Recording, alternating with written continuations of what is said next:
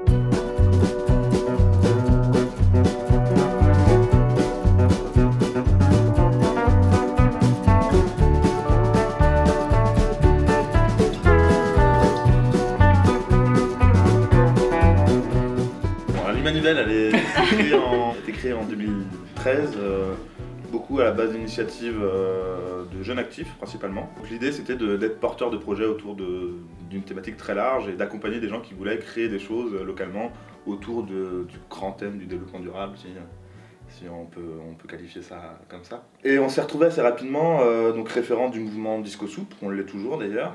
On a fait 2-3 ateliers aussi via donc des personnes ressources autour de la création de cosmétiques. Et on a monté des groupes aussi autour du troc. On a une mailing list troc de près de 500 personnes sur toute l'agglomération caennaise, on va dire. On a monté ce qu'on appelle les apéros zéro déchet. On en fait tous les 2 mois à peu près. Et l'idée c'est de réunir beaucoup un peu de tous les niveaux autour de cette thématique-là du zéro déchet et d'échanger entre nous en fait. Vraiment créer de l'échange et du réseau. Et du coup ça a vraiment bien marché. Mais voilà. L'idée c'est vraiment d'être dans la convivialité et d'échanger quoi. Donc le format apéro s'y prête bien quoi. Et ça reste, c'est toujours présent dans notre logo. En fait finalement c'est ça. La volonté d'être, on va recentrer le logo, mais joyeuse, créative et positive, toujours essayer pas de stigmatiser et de toujours d'être dans la construction. C'est que c'est une asso hyper ouverte, très petite finalement, donc très accessible, où il y a plein de micro-actions et tout se fait, voilà, on a un petit comité, donc on échange, on discute pour voir ce qui nous tient vraiment à cœur et puis on peut toujours proposer des nouvelles choses et c'est ça vraiment que j'aime beaucoup dans cette asso. Et au final, c'est vrai qu'on est lié à pas mal d'assos et pour l'instant, ça fonctionne. Et c'est ça qui est génial aussi de se dire qu'il n'y a pas besoin de beaucoup de moyens financiers finalement pour faire des choses parce que juste la solidarité interasso, une fois qu'on est dans le milieu associatif, surtout à Caen qui est quand même une moyenne ville, on se connaît assez facilement. Et voilà, il y a toujours moyen de se faire prêter des locaux, du matériel, ou alors voilà, on a des invitations sur des festivals, des événements, et au final c'est comme ça qu'on arrive à faire des choses, et même en étant une toute petite asso avec pas beaucoup de moyens, on est quand même pas mal connus sur Caen, et on fait vraiment beaucoup de choses quoi. Enfin, au début du Manivelle, on était hébergé sur le campus. Et on était un peu borderline là-dessus. On était hébergé sur le campus 1 parce qu'on estimait qu'on avait plus de 50% d'étudiants, ce qui était plus ou moins vrai. Le local qu'on avait, la fac voulait détruire ce bâtiment-là. Du coup, ça nous permettait de stocker pas mal de matériel, notamment pour les trocs. Donc on avait un peu de meubles, on avait des télés, on avait un peu de tout. Et il a fallu tout vider, donc on a gardé que les stocks de vêtements qui se sont trouvés dans mon garage. Après, qu'à changer de garage, qu'à rechanger de garage encore, mais voilà. Et donc on a perdu le local et c'est vrai que ça a été un peu un coup dur.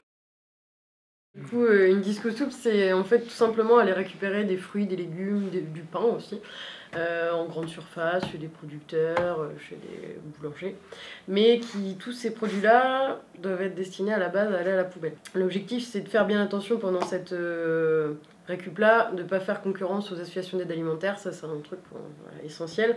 Et donc une fois qu'on a récupéré ces produits-là, on organise une grande fête, un grand événement public gratuit, qui est vraiment ouvert à tous, en général sur une place publique, où on cuisine tous ensemble avec les personnes qui ont entendu parler de la disco soupe ou simplement des personnes qui passent près de l'événement. On cuisine tous ensemble des produits qui devaient être jetés.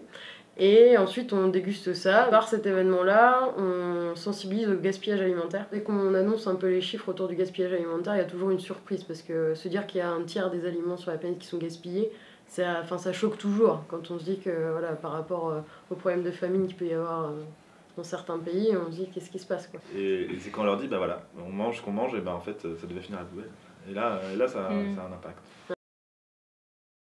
Moi j'ai une petite anecdote sur le Réculi. J'étais allé à Alençon voir Bea Johnson, pour ceux qui connaissent. Elle était habituée à dérouler son diaporama un peu sur des photos de chez elle, c'était très minimaliste. Et à la fin sur le débat, la première question qu'on a eue, c'est quelqu'un qui fait moi j'ai un problème sur le zéro déchet, mais il y a un truc que je sais pas m'en passer, c'est le coton-tige. Et du coup, Bea Johnson, elle sort direct son petit doigt, elle parle, première chose à faire, là, c'est l'auriculaire d'ailleurs, on appelle l'auriculaire. Et il y a aussi donc ce petit ustensile, qui est une petite cuillère en bois. Je vous explique pas comment ça marche, mais le principe devrait être à peu près compris. Au fil du temps, on découvre un peu des objets zéro déchet.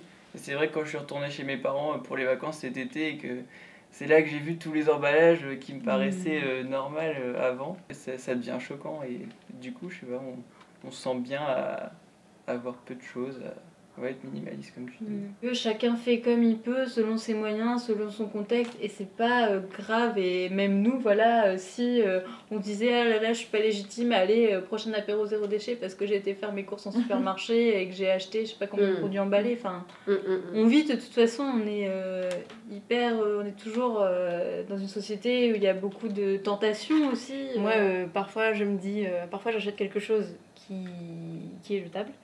Et je me dis, bon bah je suis pas zéro déchet, je suis un déchet, je suis deux déchets, voilà. Mais j'essaie de pas dépasser le 10, comme on disait. Non, 10 c'est trop, mais voilà, je pense qu'il faut s'autoriser parfois, voilà, pas être dans la culpabilité, et puis s'autoriser de temps en temps à se faire plaisir. Et tant que globalement on ait conscience des choses et qu'on sait ce qu'on fait et qu'on le fait au mieux. On a la chance d'avoir plein de Biocop à Caen et plein de petits magasins voilà, comme la Maison de Vrac aussi. Les marchés, qui permettent de se faire plaisir quoi.